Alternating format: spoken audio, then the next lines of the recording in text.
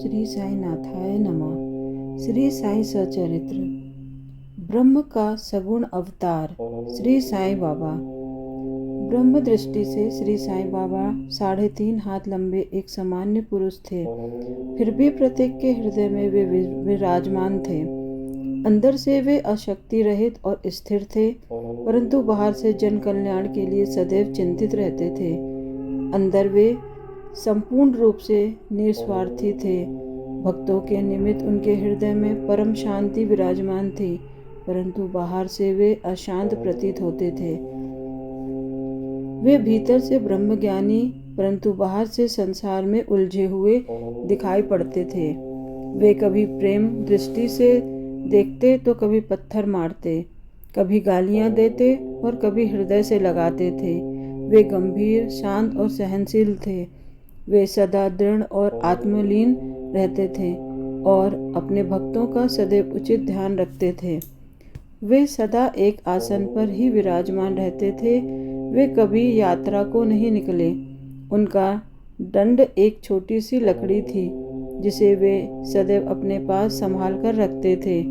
विचार शून्य होने के कारण वे शांत थे। उन्होंने कंचन और कीर्ति की कभी चिंता नहीं की तथा सदा भिक्षावृत्ति द्वारा निर्वाह करते रहे। उनका जीवन ही इस प्रकार का था। अल्लाह मालिक सदैव उनके होठों पर रहता था। उनका भक्तों पर विशेष और अटूट प्रेम था। वे आत्मज्ञान की खान और परम दिव्य स्वरूप थे। श्री साईं बाबा का दिव्य स्वरूप इस तरह का था, एक अपरिमित अंतः सत्य और अपरिवर्तनशील सिद्धांत, जिसके अंतर्गत यह सारा विश्व है। श्री साईं बाबा में अभिभूत हुआ था।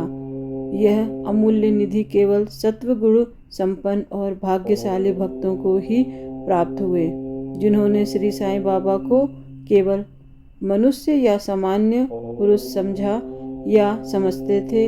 वे यथार्थ में अभागे थे या हैं। श्री साईं बाबा के माता पिता तथा उनकी जन्म तिथि का ठीक पता किसी को भी नहीं है, तो भी उनके शिरडी में निवास के द्वारा उनका अनुमान लगाया जा सकता है।